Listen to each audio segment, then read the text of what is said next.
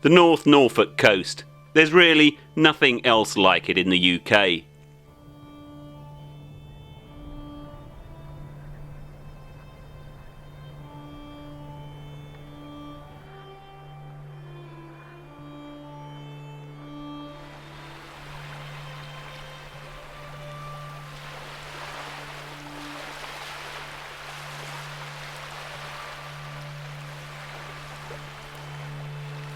A strip of land 30 miles long and just over a mile wide in some parts, much less in others.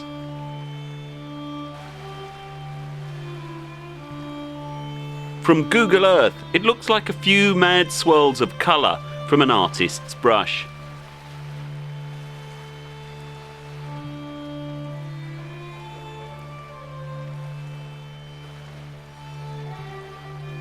The human mind allows you to read images into these landforms, just the way some people see elephants in clouds. To my eye, Wells Bar at low tide looks like the head of an angry bird. Part gull, part raptor. But to spend time in this landscape without bothering to find out how it was formed requires the intellect of an imbecile. To understand the natural processes that created this landscape is as essential as knowing a bit about the history that shaped the lives of the people who live here today. And of course, that human history has been influenced by the geography.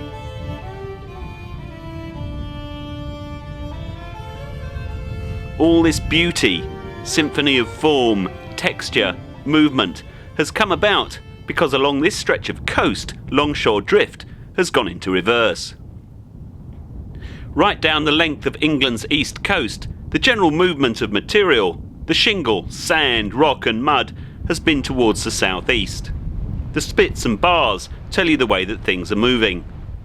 But along this stretch of coast, the sea starts diligently moving material back the other way, to the north and the west. This area is pretty well protected from the prevailing westerlies, but when a belter from the north or the east comes in, then stuff really gets moved around. A northeasterly gale can be a pretty frightening demonstration of the power of nature.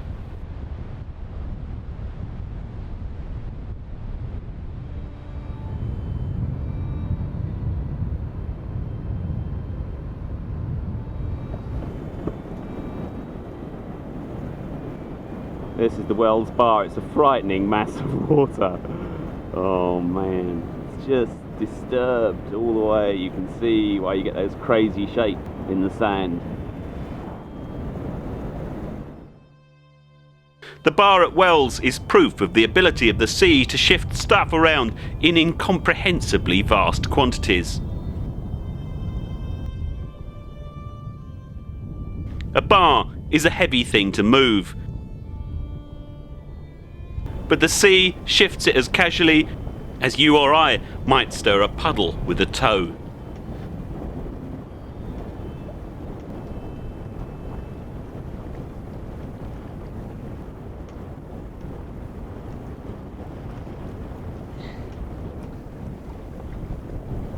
You can hear the waves breaking on the other side of the bar.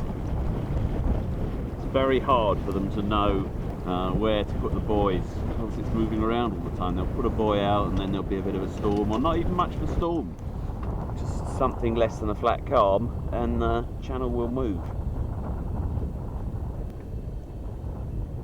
It's just an amazing, amazing place.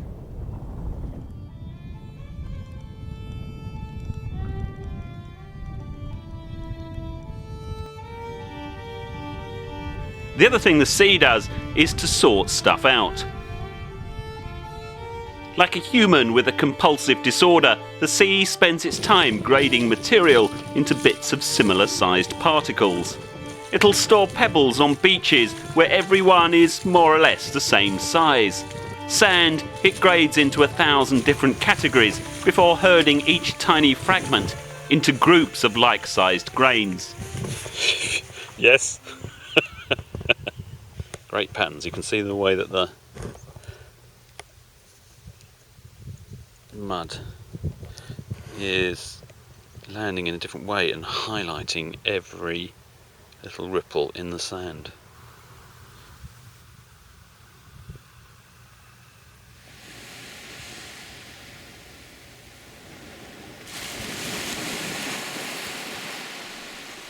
As the sea shifts and sorts, it's being driven by the immutable laws of fluid dynamics. Beautiful, elegant, simple, yet infinitely complex.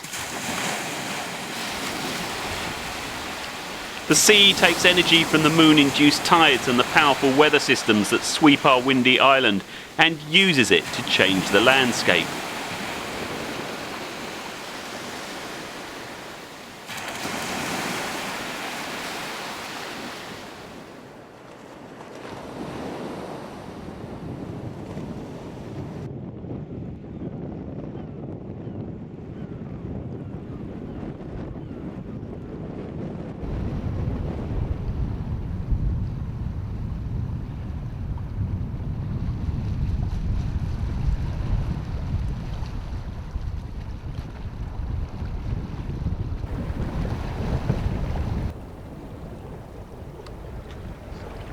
You can see the power of this tide. It's just amazing. It's moving around the bow and the stern of the boat and filling in behind and creating these whirlpools. Oh, there was a seal just playing in it just now. Incredible.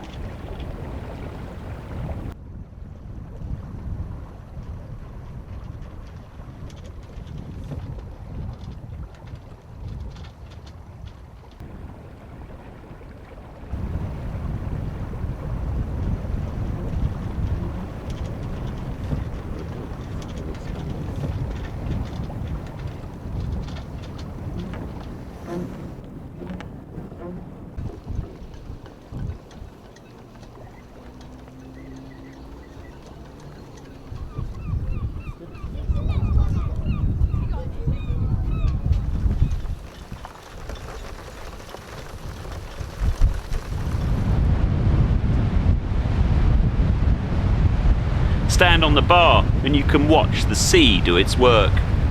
The big waves do the heavy lifting, shifting tons of material with each surge, while on calmer days the wavelets and ripples laconically mess with the fine stuff. With the advancing and retreating of each tide, the wave line drifts backwards and forwards across the shores. Acre after acre of carefully graded sand, which the sea and the physics sculpt into ever more wonderful landscapes between the high and low tides. Then, every now and again at low tide, a strong northerly will pick the finer sand up and hurl it towards the land. Here it forms into dunes that over time grow a few balding man's tufts of grasses.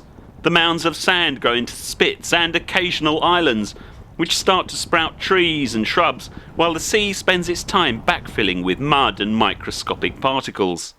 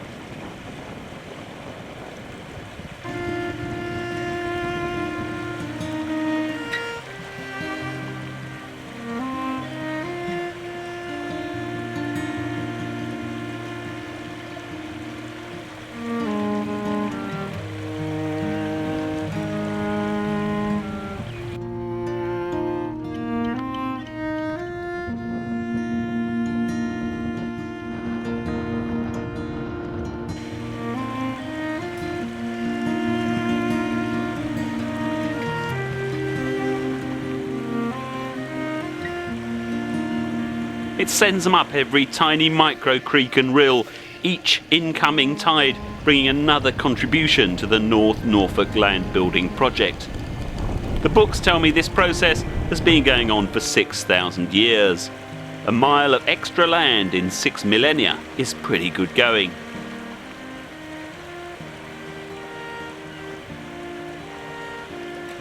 Google Earth, which is easily the least evil thing that inhuman megacorp has ever created, helps mere mortals such as myself to unlock the miraculous geography of our planet.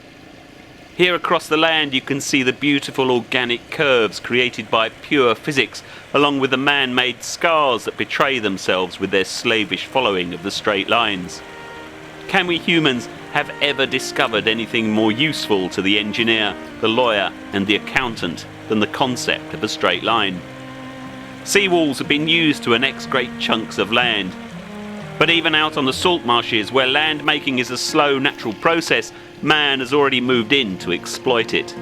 You can see the bridges and tracks that were used by the sheep and cattle that grazed out here. You can also see how many farmers tried to improve the marsh by cutting straight drains and shortcuts. For me, the reassuring thing to see is the way that the natural processes are always trying to reclaim their territory. And ultimately, the physics that shaped our planet will still be rolling on long after we humans have gone. Nature will win, which, generally speaking, is good news, I think.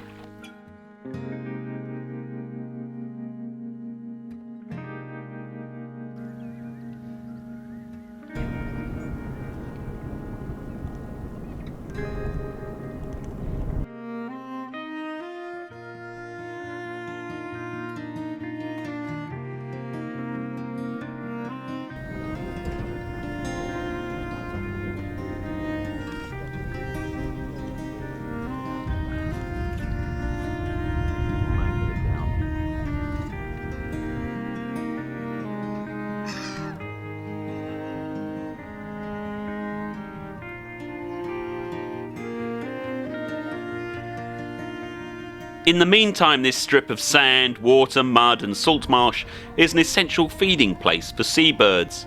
The migrants who just drop in here for a winter fuel stop, and the residents that raise families out here. To see them using this place, to hear their calls and to witness their complete mastery of the air is a gift beyond measure. Yet some people come here not to look and listen, but to shoot and to kill. It seems utterly incomprehensible to me that anyone should want to do such a thing in this environmental treasure of a place. Even harder to understand, though, is that they have a license from the government that allows them to do it. But back to an old bloke sailing a 250-pound home-built boat through the salt marshes on an Easter Sunday when the Anglian skies have decided that it's a good day for them to do a bit of glowering.